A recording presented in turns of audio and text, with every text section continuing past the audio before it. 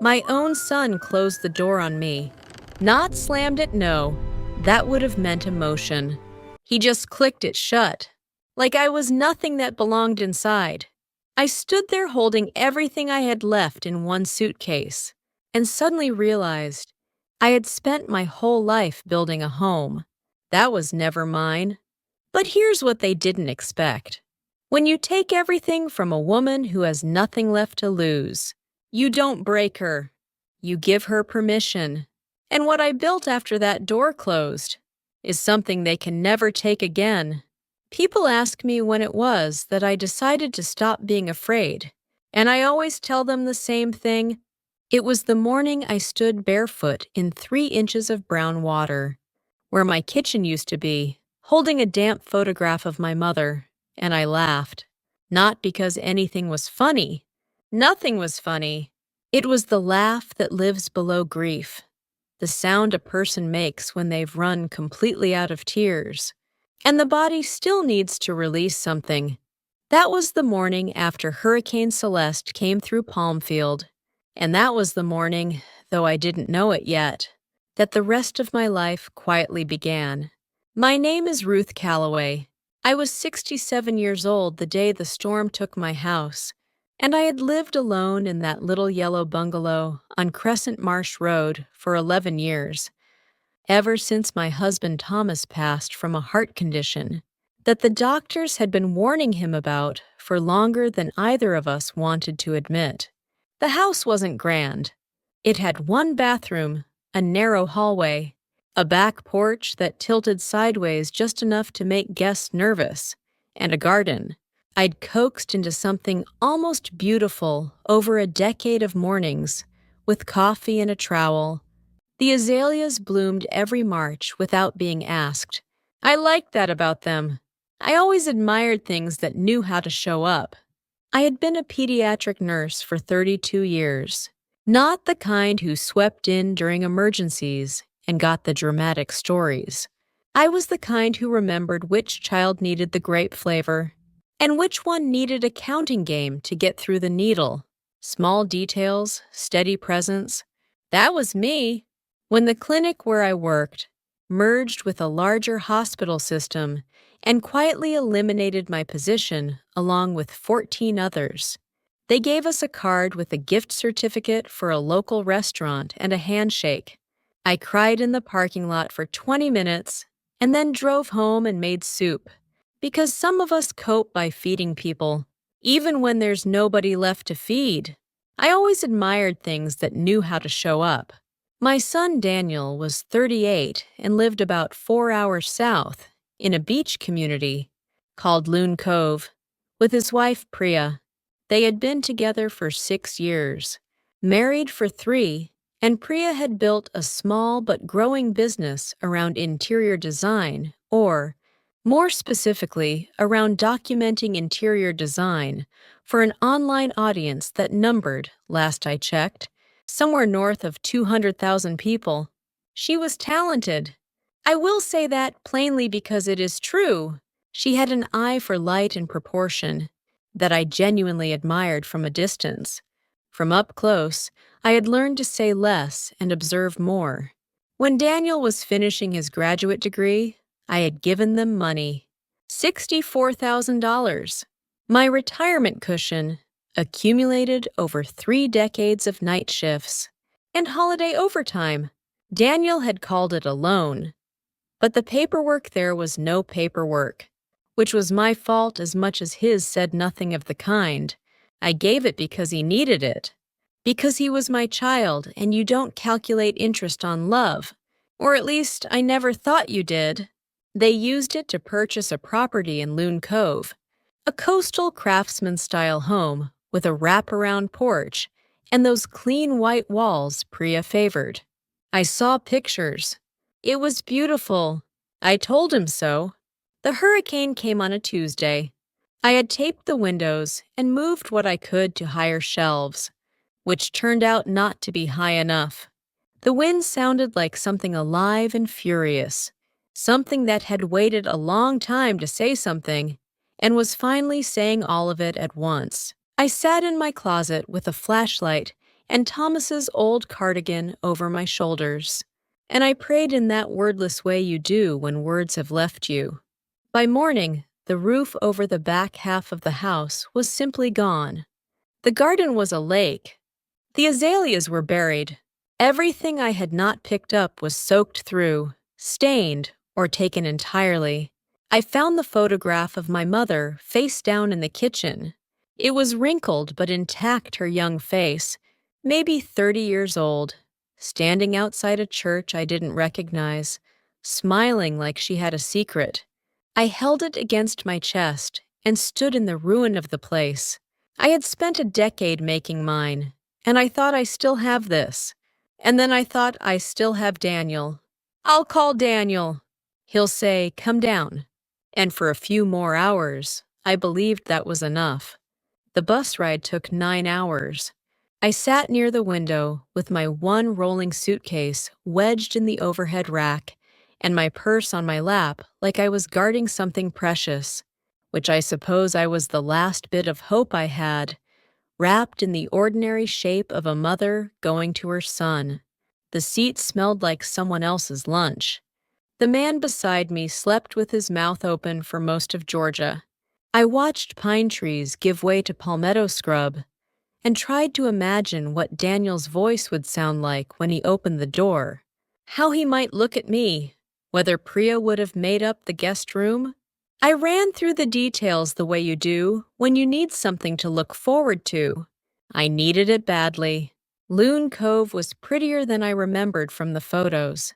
The houses had that particular coastal shine, pale wood and bleached brick, bougainvillea climbing trellises, the smell of salt threading through everything. Daniel and Priya's home sat at the end of a curved private drive, flanked by sea grapes trimmed into perfect spheres. I walked the quarter-mile from the bus stop with my suitcase, wheels clicking on the pavement, slower than I wanted to admit, the Florida heat settling on my shoulders like a second coat. When I reached the front door, I stood for a moment. It was a handsome doormat black, oversized, with a long brass handle that cost more than my first month's rent in 1981. I pressed the bell. I heard movement inside, voices, something being set down. Then Daniel's face appeared in the gap, and my heart did what hearts do when they see the face of the person they made. It lifted. It actually lifted. I walked away from a house my money had helped build. Apparently, I just hadn't been invited to live in it. But his eyes were doing something complicated. He stepped onto the porch rather than opening the door wider, and there was something in the way he pulled it nearly shut behind him, a practiced motion, like closing a door on something that didn't belong inside. He looked tired.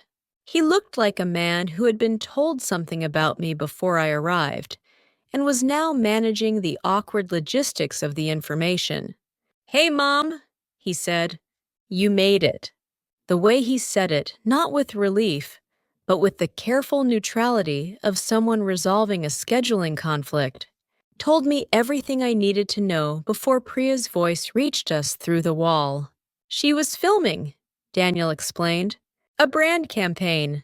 The house was being used as a location, every room staged, every surface curated, camera angles mapped out in advance. He rubbed the back of his neck the way he had since he was 12 years old, and didn't want to tell me something. And then he told me, not cruelly, not loudly, just plainly, in the way people deliver news. They've rehearsed enough to make it feel casual that my being there would disrupt the visual, that I was, in the specific word Priya had apparently used in a text message he hadn't meant me to see. Off-brand. He looked past my shoulder as he said it. Not at me. Past me. Like I was weather. He handed me money for a motel down the road. I took it. The door closed behind me, with a sound I still hear sometimes in the quiet, not a slam. Nothing so honest as a slam. A click. Precise, final. The sound of a well-crafted thing closing with perfect engineering. I stood on that porch for a moment longer than was dignified, and then I walked. I walked until the house was behind the sea grapes, and then behind a bend in the road, and then behind the general mercy of distance. The motel was called the Gulf Rest. $42 a night, cash preferred. The room had a ceiling fan that worked only on its highest setting, and a Bible in the nightstand, alongside a laminated card for a pizza delivery service. I sat on the edge of the bed and opened the envelope. I had been carrying for 2 years without opening copies of the bank transfer, the correspondence, the wire confirmation. $64,000. Memo line family investment. I had written that myself, thinking it was sweet. I thought it was sweet right up until the moment it wasn't. I called the county assessor's office the next morning with shaking hands and a voice that surprised me by staying steady. I asked about the deed for Daniel and Priya's property. The woman on the phone was efficient and kind and told me what I needed to know in under 3 minutes. The property was held entirely in Priya's name, under a limited liability company registered 18 months prior. My $64,000 had not purchased a family home. It had seeded a business asset. My name was not on the deed. My name was not on anything. I set the phone down on the nightstand beside the Bible and sat very still. A pelican crossed the small square of sky visible through the window. I watched it until it was gone. Then I picked the phone back up, and I began to make a different kind of call entirely. I have always believed that grief has a velocity to it. If you let it stop you, it calcifies. It becomes a wall you live behind instead of a road you travel. I have buried a husband, lost a career, survived a natural disaster, and been handed money at the door of my son's house. Like a traveling salesman who had made the wrong call, I did not have the luxury of calcifying. I am also, as several people have told me over the years, with a mixture of admiration and exhaustion, extremely stubborn. My mother called it persistence. Thomas called it the thing that makes you impossible to worry about. I called it survival, but not the desperate kind, the purposeful kind, the kind that needs something to build toward. On the morning I checked out of the Gulf Rest, I sat in my car, a 2003 Buick LeSabre, with 212,000 miles on it, and a back seat that had carried 32 years' worth of nursing scrubs and potluck casseroles, and once, memorably, a goat belonging to a patient's family who had needed a temporary transport, and I thought about where to go. Not back north. There was nothing to return to in Palmfield except insurance forms and the smell of mud. Not south, where my son and his wife were staging their beautiful house for cameras that had no interest in me. So north by northwest, as it turned out. Gracefield was a town I had passed through twice in my life, both times in the company of other people who were going somewhere else. It sat about an hour north of the coast, on a stretch of highway flanked by longleaf pines and the occasional roadside stand selling boiled peanuts and honey. I had stopped there once to fill my gas tank during a road trip with Thomas, and I remembered a waterfront of sorts, not ocean, but a wide brown river and old wooden buildings, and the feeling of a place that had once been something and was trying to remember what. I needed something to build toward. The Buick seemed to know that even when I didn't. I saw the listing on my phone at a red light outside a diner where I'd stopped for coffee. 3 bedrooms, 1.5 baths, corner lot. Fronting the Gracefield River Road. Partial water view. Original hardwood floors throughout, in need of updating.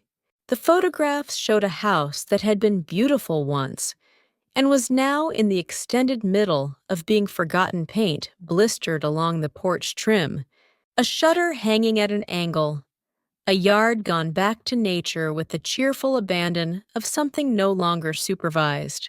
The asking price was $91,000. They had reduced it twice. I drove past it 3 times before I stopped. The fourth pass, I parked across the street and sat and looked at it properly. It was a 1940s craftsman, wide porch with original columns, a front door that had once been green and was now a faded suggestion of green, windows tall and deep set, the kind that make a house look like it's thinking. A bougainvillea had colonized the left side of the porch completely. There was a pecan tree in the yard, older than most of the conversations I'd had in my life. I sat there in the Buick with the engine running, and I thought about what Thomas used to say when something looked harder than it was worth. Ruth, anything worth having started out as something nobody else wanted. I made an offer that afternoon. Cash, contingent on inspection, closing in 3 weeks. The sellers, a family in Atlanta who had inherited it from an aunt, accepted within 48 hours. The inspection turned up what I expected: a tired house with good bones, a new roof needed within 2 years, plumbing solid, electrical serviceable, the kind of foundational honesty that makes the cosmetic problems feel almost charming. I signed the paperwork at a title company in Gracefield on a Thursday morning with a notary named Margaret, who congratulated me and meant it. The deed had one name on it: mine, Ruth Ann Calloway. I read it 3 times to make sure. Then I folded my copy, tucked it into the front pocket of my purse beside my mother's photograph, and drove to the hardware store. I bought paint a soft white for the exterior, sage green for the door, warm butter yellow for the kitchen. I bought a new broom and 2 scrub brushes and a box of garbage bags large enough to suggest ambition. I drove to the house, unlocked the front door, stood in the entryway with dust motes floating in the afternoon light, and said out loud to no one, "This is mine. I'm going to make it matter." I had no idea yet how much it would matter. I just knew that for the first time in a very long while, I was building something for myself, with my own hands, and nobody could click a door shut on that. There is a thing that happens when you begin to restore a house that nobody else wanted. You develop a relationship with it. You learn its drafts and its silences, and its particular way of settling in the afternoon heat. You find evidence of the people who lived there before: a child's pencil marks on a doorframe, measuring height, a hook behind the pantry door placed at exactly the height of someone 5'2", a coffee tin in the back of a closet still faintly fragrant with something roasted and long ago. A house holds memory in its wood, the way people hold memory in their bodies. You just have to be willing to listen. I worked on the Gracefield house for 6 weeks before it was truly livable, and for another 4 before it was what I would call welcoming. Friends from my old church in Palmfield sent what they could: a table and 4 chairs from someone moving to assisted living, a set of curtains still in their packaging from an estate sale, a box of mismatched but lovely dishes. My neighbor across the river road, a retired schoolteacher named Gladys, who had lived in Gracefield her entire life, showed up one morning with a casserole and a Phillips head screwdriver and fixed my screen door without being asked. I liked her immediately. The idea came to me on an early Tuesday morning in October. I was on the front porch with coffee, watching the river catch the sunrise that particular orange it turns for about 15 minutes before the light flattens into ordinary day, and I was thinking, as I often did in the quiet, about women I had known who had ended up somewhere they hadn't expected. A former colleague named Helen, whose children had sold her house while she was in the hospital for a hip replacement and placed her in a facility she hadn't chosen. A woman from my old book club, Vera, who had moved across the country for her daughter's family and found herself, 2 years later, quietly excess to requirements, a grandmother on call. a grandmother otherwise underfoot, women who had given and given and given, and then found themselves surprised that giving could leave you empty. A house holds memory in its wood the way people hold memory in their bodies.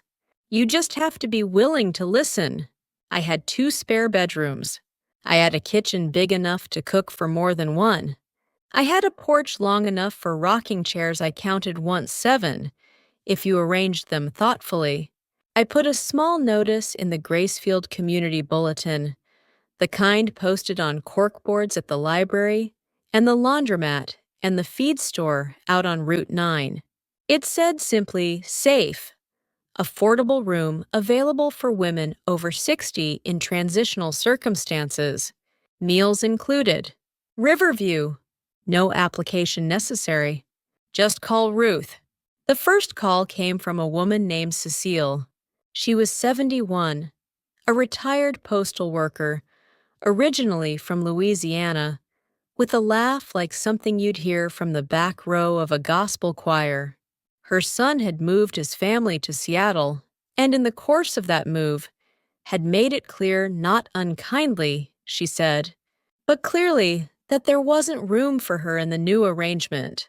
She had been staying in a friend's spare room for 4 months, sleeping on a daybed beside a furnace, telling herself it was temporary.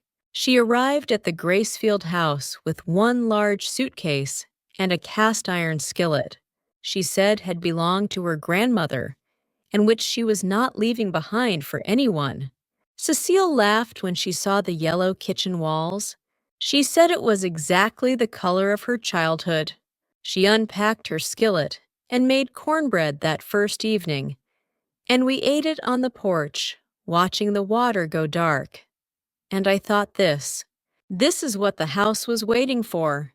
Not me alone in it. Both of us in it, and the light going down, and the smell of something warm, and the particular ease of 2 women who have learned not to explain themselves anymore. The second woman was Marguerite, 64, a retired librarian from a small college in North Florida who had relocated to care for her sister, and then, when her sister passed, found herself in a town where she knew only the one person who was gone.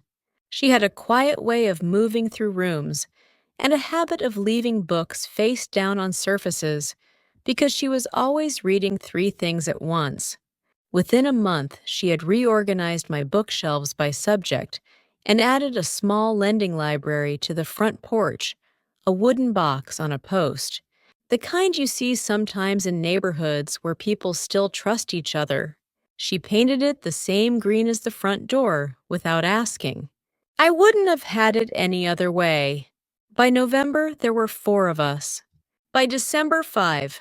Each woman arrived with something she'd been carrying, not just bags and boxes, but the accumulated weight of being told, in 100 different ways by 100 different circumstances, that she had passed the age of usefulness. What I noticed, what startled me every single morning when I came downstairs to find the coffee already made and someone else's shoes by the door, was how quickly that weight began to lift. Not because anyone fixed anything, just because nobody was alone with it anymore. Daniel came in February alone, without calling ahead. I saw his rental car from the porch. I was transplanting herbs into window boxes, my hands in the good brown dirt, and I watched him park and sit inside the car for a full minute before getting out. He looked older than I expected. Not badly older, just more honest, the way faces get when they've stopped performing something and are just living. He stood on the sidewalk and looked up at the house, the green door, the bougainvillea I'd trained up the right side of the porch, the lending library box, the window boxes I was still in the process of filling, and he read the small painted sign I'd hung by the front steps, Gracefield House. Come as you are. I let him stand there. I kept my hands in the dirt. Eventually, he walked up the path and stopped at the porch steps, and I straightened up and looked at my son, this person I had carried and fed and driven to baseball practice and held through Thomas's funeral and given $64,000 to without a signature on a piece of paper. And I felt not anger, not precisely, something more complicated. The way you feel when you love someone and are also disappointed in them, and are also aware that disappointment and love don't cancel each other out. They just live in the same house, which maybe is what all the important things do. Disappointment and love don't cancel each other out. They just live in the same house. You really did all this, he said. Not a question. He meant it as something more than observation. I could hear him working through it, recalibrating. I nodded and told him yes. He asked if he could come in. I said he could. Cecile was in the kitchen. Marguerite was on the back porch reading. Two of the newer women, a retired bookkeeper named Florence, and a 70-year-old former park ranger named Dot, who had survived more actual physical hardship than most people imagine, were playing cards at the dining table. Daniel moved through all of this with a careful quietness, taking it in. He looked at the bookshelves. He looked at the dishes. He looked at the photographs I'd hung in the hallway, women at various ages, my mother among them. We sat on the porch after a while, just the two of us, with coffee Cecile had made. The river was green in the afternoon light. A wood stork stood in the shallows on the far bank, with the ancient patience of its kind. Daniel held his mug in both hands and looked at the water and said, with some difficulty, that things had changed since the summer. He and Priya were working through some things. He didn't explain further, and I didn't ask. What I heard in his voice was not the careful tone of managing me, the way he had on his porch that evening in Loon Cove. What I heard was just his actual voice, tired, uncertain, my son. I did not tell him what I had found in the county records. I have thought about why. Partly, I suppose, because what would it change? The money was gone, and I had not needed it to build this. Partly because I am not interested in winning the argument. I am interested in my son finding his way back to being a person I recognize. Those are different goals, and they require different conversations. And that conversation, if it ever happens, will happen in its own time. What I told him instead was that the pecan tree in the yard would produce this coming fall, and that I intended to make 17 pounds of pralines and mail them to everyone I had ever liked. And he laughed a real laugh, the one I knew, the one he'd had since he was 4 years old, and something in my chest let go of something it had been holding since August. He left before dinner, but he hugged me at the door. A long hug, the kind that apologizes without words, which is sometimes the only language available to men who were not taught a larger vocabulary for remorse. I let it be enough, not because it resolved everything, but because it was true, and truth, however incomplete, is something to stand on. That evening, all 5 of us sat on the porch as the sun went down. Cecile brought sweet tea. Marguerite was reading aloud from a collection of letters she'd found at an estate sale, a correspondence between 2 sisters in the 1940s, full of the kind of ordinary detail that becomes extraordinary when the world it described is long gone. Florence and Dot argued cheerfully about whether you could tell a storm was coming by the way the birds flew, which was a disagreement they had approximately 3 times a week, and both of them loved. I sat in my rocking chair with my coffee going cold in my hands, and I thought about all the ways a person's life can be redirected by disaster, and all the forms disaster takes: hurricanes, hospital mergers, locked doors, clicked latches, a county record that tells you what was never said out loud. And I thought about this: home is not a structure. Home is not a deed. It is not a room in someone else's curated life. that you're allowed to occupy on the condition of your invisibility. Home is the thing you build when you finally understand that you are worth building for. I am 68 years old. My hands hurt in the cold, and my knees have opinions about the stairs. I have outlasted a storm and a career and a marriage and a door that closed on me like the period at the end of a sentence I didn't write. I have built a house where women who were told they were too much too old, too present, too inconveniently real can sit on a porch and be exactly as much as they are. I have planted a garden that doesn't match anyone's aesthetic. I have hung a sign with my own name on it. I have not waited to be welcomed. I have become the welcome itself. That, I have learned, is the only kind of home that can't be taken from you.